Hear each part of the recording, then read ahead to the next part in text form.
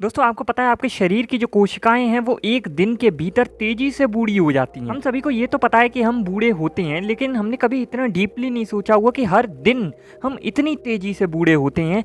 क्या प्रोसेस होता है, इसके बारे में आज हम बात करेंगे। अगर आपने अभी तक चैनल को सब्सक्राइब नहीं किया है तो प्लीज़ कर लीजिए, इससे मुझे काफ़ी सपोर्ट मिलेगा। एक नई रिसर्च से पता चला है कि हमारे शरीर के सेल्स एक दिन में तेजी से बुढ़ापे का सामना करते हैं। रिसर्चर्स ने देखा है कि एक दिन में कुछ जेनेटिक चेंजेस जैसे कि डीएनए मिथाइलेशन और लाइफस्टाइल फैक्टर्स जैसे कि डाइट और स्ट्रेस के असर से सेल की उम्र में तेजी से बदलाव आता है। ये चेंजेस एज रिलेटेड डिजीजेस जैसे कि हार्ट डिजीज और कैंसर को बढ़ाती हैं। स्टडी में वॉलंटियर्स के सेल का एनालिसिस किया गया और ये पाया गया कि उनकी सेल एक दिन के अंदर ही 1.5 साल के बराबर बदल जाती हैं। इसका अर्थ ये है कि हमारे सेल का एजिंग प्रोसेस बेहद डायनेमिक होता है और हमारे डेली लाइफस्टाइल चॉइसेस का भी असर होता है। ये फाइंडिंग्स फ्यूचर में एजिंग को रोकने और एज रिलेटेड डिसीजेस को समझने में मददगार हो सकती हैं। रिसर्चर्स ने अभी हाल ही में पता लगाया है कि हमारे सेल और टिश्यूज की जीवन शैली उम्र को एपिजेनेटिक मॉडिफिकेशंस जोड़कर कैलकुलेट करना शायद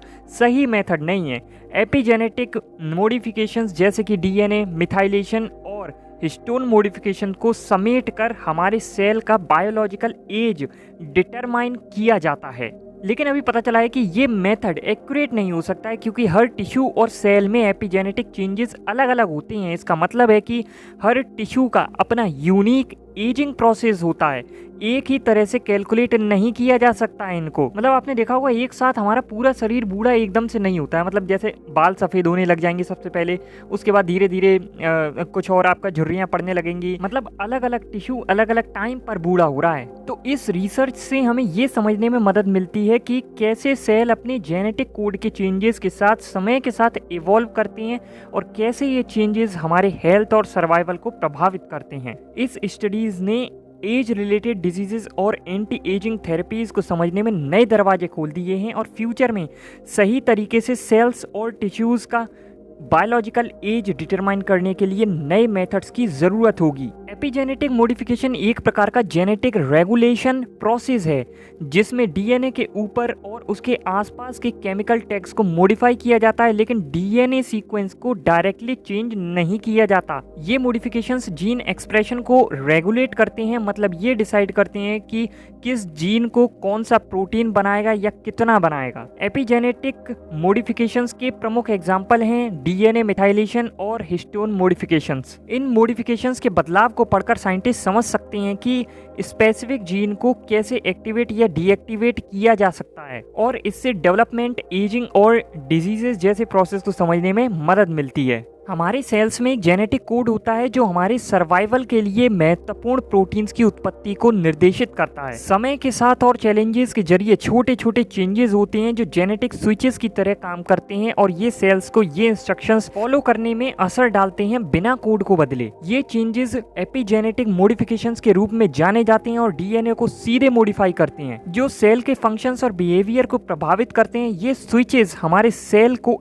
एडॉप्ट करने और एनवायरनमेंट के मुताबिक फंक्शन करने में मदद करते हैं और एजिंग और डिसीजेस के प्रोसेस को भी इन्फ्लुएंस करते हैं। हमारे सेल्स और टिश्यूज की जीवन शैली उम्र अक्सर इस बदलाव को जोड़कर तय की जाती है, लेकिन हाल ही में रिसर्चर्स ने साबित किया है कि ये चेंजेस दिन भर में फ्लक्चुएट कर सकती हैं। मतलब कि एक टिश्यू सैंपल पर आधारित टेस्ट उतने एक्यूरेट नहीं होते जितने कि हमें लगता है कि वो हो सकते थे। मतलब कि अगर हम एक समय पर टिश्यू सैंपल लेते हैं और वो सिर्फ उस वक्त के चेंजेस को रिफ्लेक्ट करेगा और दिन भर के वेरिएशंस को नहीं पकड़ पाएगा, इसका मतलब है कि अगर हमने सही बायोलॉजिकल एज को डिटरमाइन करना है तो हमें टिश्यूज और सेल्स का मल्टीपल सैंपल्स लेना होगा या फिर दिन भर के फ्लक्चुएशंस को काउंट करने वाले एडवांस टेक्निक्स का इस्तेमाल करना होगा हमें। रिसर्चर्स ने एक 52 साल के व्यक्ति के मल्टीपल ब्लड सैंपल्स को 72 घंटों तक एग्जामिन किया।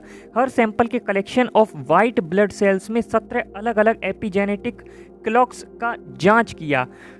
उन्होंने देखा कि दिन भर में 13 आउट ऑफ 17 एपिजेनेटिक क्लॉक्स में सिग्निफिकेंट चेंजेस आया है, जहां जीन्स सुबह यंग दिख रहे थे और दोपहर के आसपास वो ओल्ड दिखने लगे थे, एक रिलेटिव वेरिएशंस के साथ जो लगभग 5.5 साल के बदलाव के बराबर होता है। इसका मतलब है कि एक स्पेसिफिक समय पर की गई एक सिंगल एपिजेनेटिक टेस्ट सही जीवन शैली उम्र प्रोवाइड नहीं कर सकता। ये फाइंडिंग्स दिन भर के वेरिएशंस को हाईलाइट करते हैं और बताते हैं कि हमारे सेल और टिश्यूज़ का बायोलॉजिकल एज डिटरमाइन करने के लिए मल्टीपल सैंपल्स और डायनेमिक टेक्निक्स का इस्तेमाल करना जरूरी है। विनियस विश्वविद्यालय के स्टैटिस्टिशियंस कैरोलिन्स और उनके साथियों ने अपनी पब्लिश की गई रिसर्च पेपर में लिखा है कि अधिकांश एजिंग स्टडीज जो एपिजेनेटिक क्लॉक्स का जांच करते हैं वे पूरे खून को टिश्यू ऑफ इंटरेस्ट के रूप में इस्तेमाल करते हैं, लेकिन हमारे लैब और दूसरे ग्रुप्स के एक्सपेरिमेंट्स ने दिखाया है कि सफ़ेद ब्लड सेल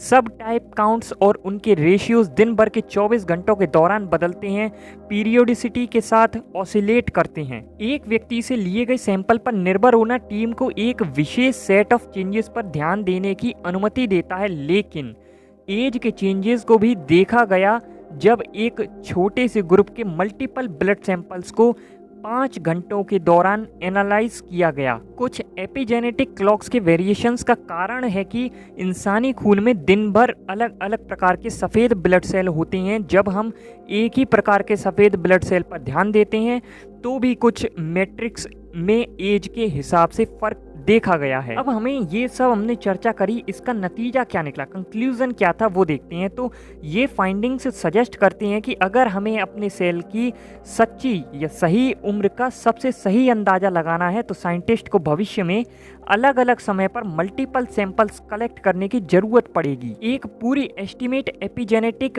एज रेंज का भी एज रिलेटेड डिसऑर्डर का रिस्क का अधिक सही अंदाज़ा लगाने में मदद मिलेगी। आज का टॉपिक रिस्की नहीं था पर थोड़ा सा उलझन भरा था, तो 2 बार देख लेना। अगर आपको समझ में नहीं आया उसके बाद आपको मेन बात समझ में आ जाएगी। इसी से रिलेटेड मैंने एक वीडियो और बनाई हुई है कि हम बूढ़े क्यों होते हैं, ऐसा क्या कारण होता है जिसके कारण हम बूढ़े होते हैं। उसके 3 कारण बताए हैं चैनल पर, या फिर आई बटन में आपको वीडियो मिल जाएगी, जाकर ज़रूर से देखना।